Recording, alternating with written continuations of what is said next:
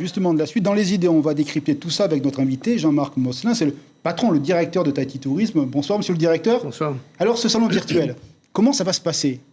Alors, justement, je suis en mesure de vous confirmer que nous allons ouvrir un salon à distance plutôt que virtuel entre le 7 et le 16 septembre, donc 10 jours et non pas juste 4 jours de salon, pour essayer de faire la différence.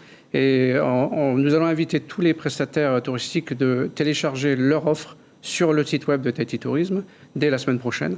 Et à partir du 7 septembre, les internautes vont pouvoir se rendre sur notre site web, cliquer sur les offres qui les intéressent et se mettre en relation directement avec, avec les prestataires, les hôtels, etc. Parallèlement, vous allez avoir Air Tahiti qui, au même moment, va mettre en ligne leurs offres de manière comparable à ce qui se fait habituellement sur le salon du tourisme. Et aussi, on peut les obtenir en agence ou par téléphone ou encore à travers les agences de voyage. Est-ce que ce tourisme interne, ce patriotisme médine-fénois, comme le dit Madame Bouteau, a bien fonctionné durant ces périodes de juillet et d'août? Ça nous a permis de réamorcer la machine. Le 27 mai, quand les vols d'Air Tahiti ont été réouverts, c'est clair que nous avons poussé, d'ailleurs nous avons travaillé en coopération avec Air Tahiti pour motiver le voyage dans les îles et il y a eu un franc succès. D'ailleurs, nous avions tenté déjà à ce moment-là un premier essai de salon virtuel, puisque nous avons vendu à travers notre site web plus de 7000 coupons, ce qui est presque le même nombre de coupons que nous faisons habituellement au salon du tourisme. Depuis le 15 juillet, 10 000 touristes étrangers sont arrivés sur le territoire.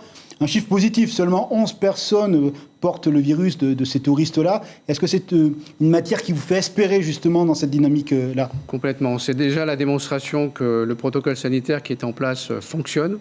10 000 touristes, c'est peu, c'est vrai, puisque c'est 65% de moins que la fréquentation que nous avons habituellement pendant cette période, mais c'est quand même 10 000 touristes de plus que toutes les destinations qui ne sont pas réouvertes. Je parle par exemple de Fidji, de la Nouvelle-Calédonie, de très nombreuses destinations touristiques qui n'ont pas pris cette décision.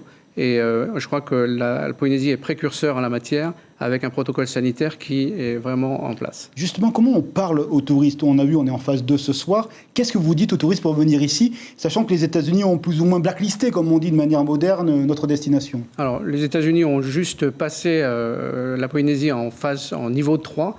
Tout comme d'ailleurs 203 pays autres qui sont aussi dans ce niveau 3. Ça n'empêche pas les Américains de venir en Polynésie.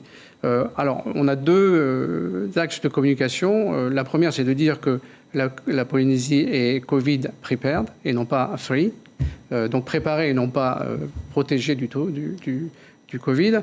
Et par ailleurs, en termes de communication commerciale, on investit sur le fait que la Polynésie est justement, en étant isolée, en étant lointaine, qui était un handicap à une certaine époque, est plutôt un avantage, puisque c'est l'endroit où vous pouvez retrouver l'essentiel, retrouver vos vraies valeurs et la beauté du pays. Merci beaucoup, monsieur le directeur, pour ces précisions. Donc, salon virtuel à partir du 7 septembre, c'est ça? Absolument. Merci beaucoup.